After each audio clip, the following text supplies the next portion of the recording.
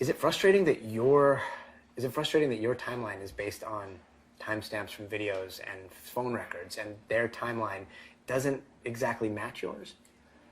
I just feel like there's a reason they're just putting it out, the estimate. I don't know, because they do have that information from us, and they've asked us where we have gotten that information, and we have concrete backing. She put it together. It could be conflicting stories. We just don't know. This is the information that I stand behind. I think that when they say one...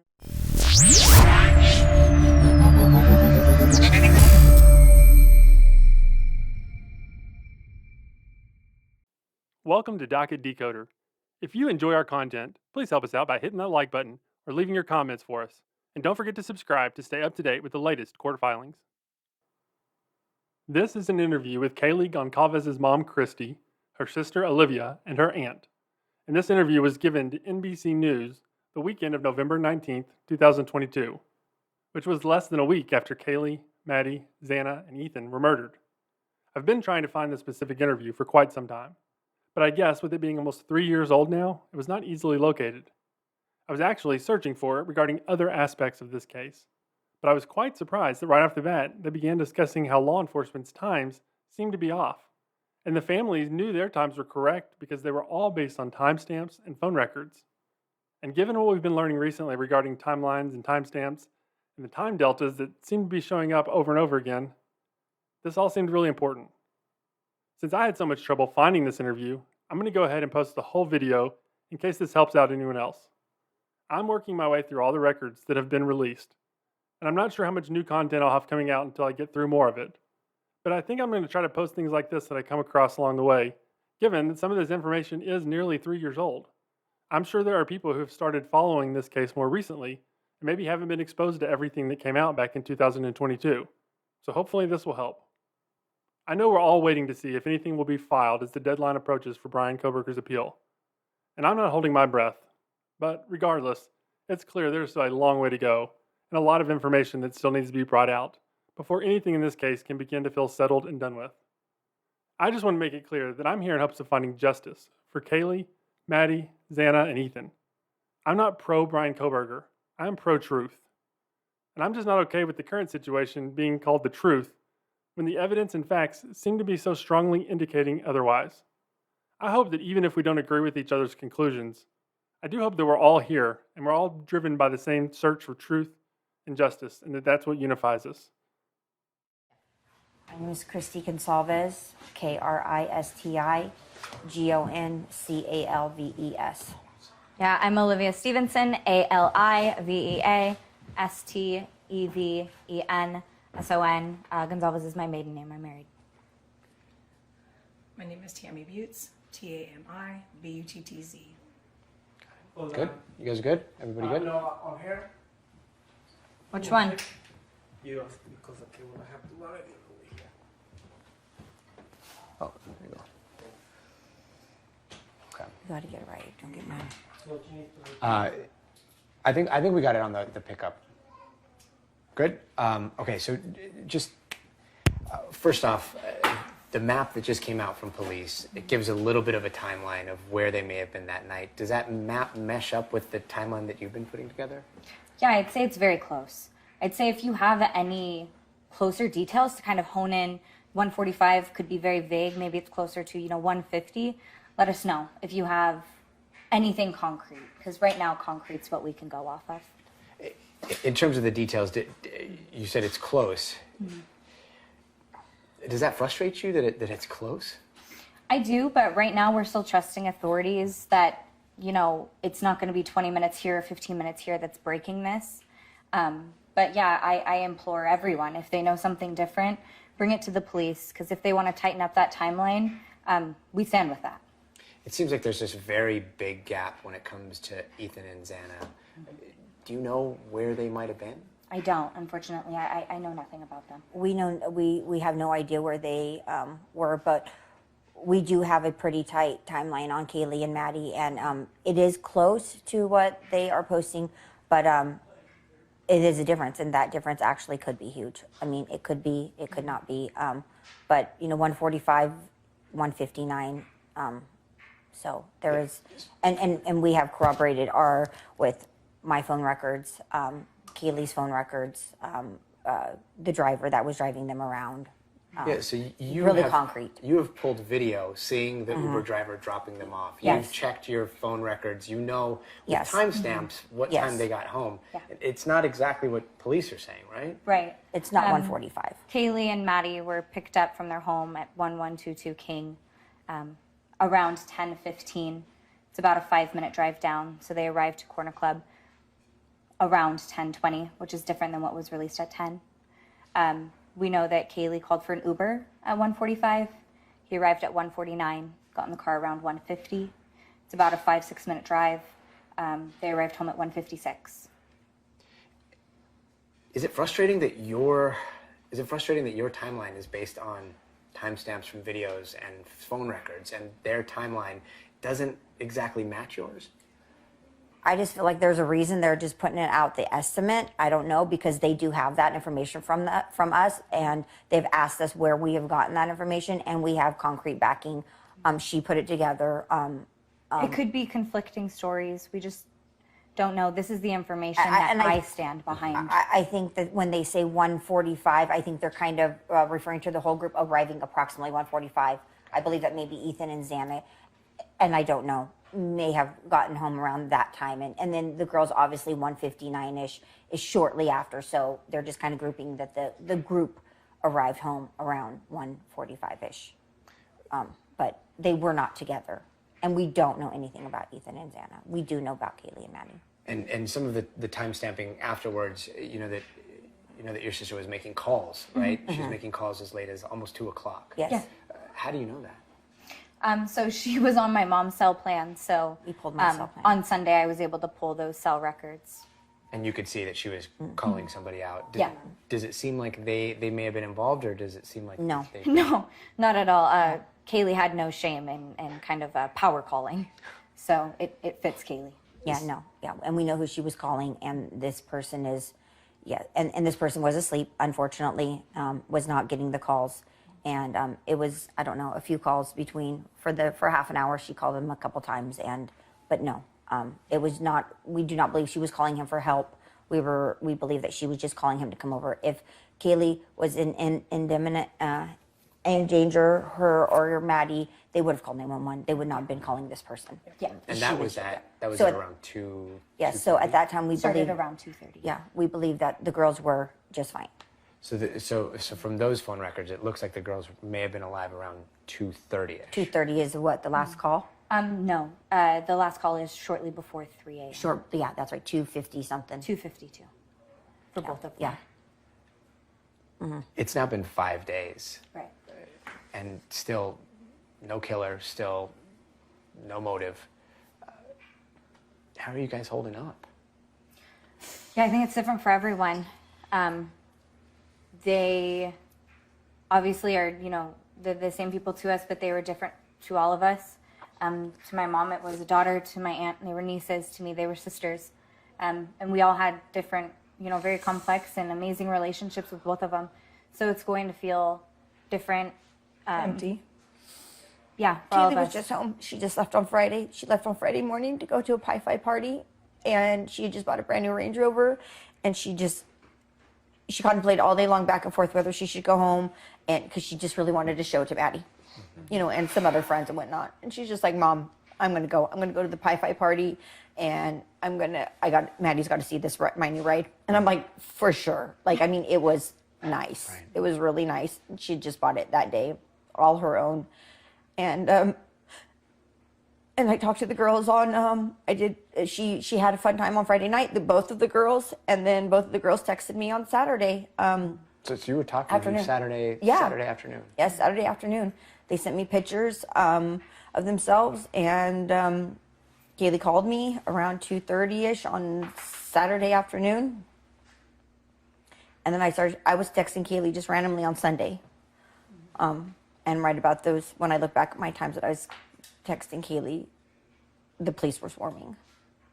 So you were trying to get a hold of her on Sunday morning. Yeah, just random Unrelated, talking. yeah. Yeah, just, hey, what's going on? Right. How did you guys do last night? We talked a lot. And she was supposed to be home on Tuesday. She said she'd be home on Tuesday. We were talking a little bit earlier, but whoever did this is still out there. Yes. Do you have a message for them? Turn yourself in. Stop all this. Let us mourn our children, and we can't when we know this person is out there. You know who did it. You know who you are. Just end it. The guilt has got to be just overwhelming. It's got to be sickening. Stop hiding. Stop running. Just turn yourself in. Just turn yourself in so we can move on. We can bury our girls. We can have a celebration of life for them. And continue to mourn and try the best to heal, start the healing process. But we can't with this person just running around out there. This person's dangerous. And we fear that this person will do this again. Now that he's done it once, he can definitely do it again. We have no idea why. None. There's no reason why anyone should have been targeted for any reason. These were young, beautiful children that were starting their lives, and they were successful, and they were go-getters, and they were strong. There's absolutely no reason for jealousy or anything for someone to take for children's lives like this. Turn yourself in. You owe it to these mothers of these children, these fathers, these families. You're wrong. Turn yourself in. You said something that I've never even thought of, which is, it's almost the worst nightmare, which is how do you bury your daughter knowing that they could possibly come? It's going to be, the services for these girls will be huge, public. And to think that this person is sitting, there at the church, I can't. You're worried that the killer Yeah. might show up to their services. Absolutely. Their candlelight vigils, all of that. It makes me sick that this person could be there, standing right behind us, waving a little candle. It's sickening, absolutely sickening. We're sick. We're just sick. We just want it to end. It's a living nightmare. Yeah. It's a living nightmare. Now, in terms of what police have been able to communicate to you, have they been more forthcoming? Are they communicating with you enough? I think it's an ongoing investigation. I think at the end of the day, I'm not an investigator. Do I want more information? Absolutely. But we don't know if they have Do it. I know that they have it, or do I know that they can give it to me? No. So, of course, I'm frustrated. But I can't necessarily point that finger direct. Based on what you've seen so far, are you confident in their investigation? I have to be. Right now, I have to be. We're counting on it. And I think that it's easy to sit back and say, oh, I would have done this. Oh, I would have done that. But I don't know what they walked into. I don't know what they've done. Are there definitely some things that, I've heard that I wish I hadn't heard about the investigation so far? Absolutely. But right now, I can't. I am frustrated that I don't have more information. But I don't know if they have information that they can give me. We don't know. We don't know. My husband is in contact with them every day, the FBI, Moscow, Idaho State Police, and every day he just says, nothing, babe. And I'm like, nothing? And he's like, nothing. I mean, just nothing. And I don't know if that's because they have nothing or because they're protecting the investigation. So, it's hard to be mad at them if, we just know they're protecting the investigation. Right. But it would be nice if they said, we have something, we have a little lead or we have an idea. And it just gives you a little bit of hope, know? And I mean... It is very hopeless right now, I guess, being left without that information. Because you can't grieve, you can't feel safe. Yeah, no. Yeah. And if Kaylee and Maddie were down there right now in this situation with somebody else, they would be home. Yeah. I would have told them, and they, I would have been, you girls need to get home now, like yesterday now. So, to families, I mean, I think it's Thanksgiving weekend is coming up, and most kids are coming home, but there's no way. And there's no way that I would send them back until this person is found. this person, it's an isolated, targeted, incident until it's not. Until this person was angry. This was not just, oh, he got drunk at a party and shot up a party, which I'm not putting anything down to, people have lost loved ones that way. But this was a very Violent, targeted attack. And hearing yesterday, hearing the coroner say that one person may have been killed in their sleep, is that something that you had heard? Yeah. yes. And that's hard, but I guess for us that kind of just indicates, premeditation, which we've been fighting since the beginning away from this term, crime of passion. I think that comes with a certain connotation that can lead to empathy, and we don't agree with that. No. So when you hear them say that someone was killed in their sleep, you think premeditation? Absolutely. I think it's Absolutely. impossible not to. And not one, 4. I mean, I don't know if all 4 of them were. We don't really have the details, but regardless, 4 people were stabbed to death. And premeditation, I mean, like you said, it's You very went into different than somebody's crime. He went With into a someone's knife. house with a I'm knife. not saying, weeks lead up. I'm not saying months Right. lead up. It literally could have been 20 minutes. I don't know. But to Somebody went in there. this with wasn't intent to a kill. fight that the girls had said something and offhand this occurred. They must have walked in on vulnerable sleeping A coward. kids. Coward. And so for what it's worth, I want to run as far from the term of crime of passion as possible, because I think it's weak and I think it allows him to hide. And I think it gives him an out that he doesn't deserve. That he walked in and got mad and angry. They were all there together and something occurred and he got mad and, wielded his weapon or whatever. No, this person snuck somehow into the house, whether it was a door, an unlocked door or an unlocked window, but he was not invited and he came in with a weapon. to and do he killed intentional harm. With intention, intention to kill. Intention to kill, exactly. Not even And- harm, to kill. Yeah, And and not it's- just one, not 2, not 3, Of 4. One after another, after another, after another. And again, that little detail about it shows like there's vulnerability, right? There is the idea that there may have been defensive wounds, but at least one person didn't see it coming. Right. As far as we know. We Yeah. don't know. As far as we know. Yeah. According to what the coroner has said. Right. In terms of somebody getting into the house, they keep saying no sign of forced entry. Right. Do you think that this was somebody that was known to them? I think that that's kind of an impossible question. I think it's a very popular house. As a mother, I feel like they know him. I do. I've always felt that way. Nobody has told me that anyway. Just I out of just gut. feel it. Yeah. I mean, this is a college town. It's a small town. I feel the girls knew this person. But we don't know that. Oh, yeah. Well, we don't. Yeah, we absolutely don't know that. don't know that. I just feel it in my heart that they knew the person, and I've always felt that way. I don't know why, but I've always said they knew him. They knew him. They know him. Yeah. I just don't feel like this was like some rando just driving through Moscow happened to stop by their house. I will say they did have a keypad on their front door, and it was a very popular house. So I know for a fact that people who weren't necessarily roommates of the house did have that code. So no sign of forced entry doesn't necessarily mean that they were invited in. That's all I can say. And the people that survived were on the first floor. To our knowledge. Yeah. And then if they come in through the keypad, is it possible to bypass a room on the first floor It and go is. up to the second floor and third Correct. floor? Yes. Yes. There's also a door in the back that just leads directly to the middle floor. I don't want to put you guys through any more. I think we're good.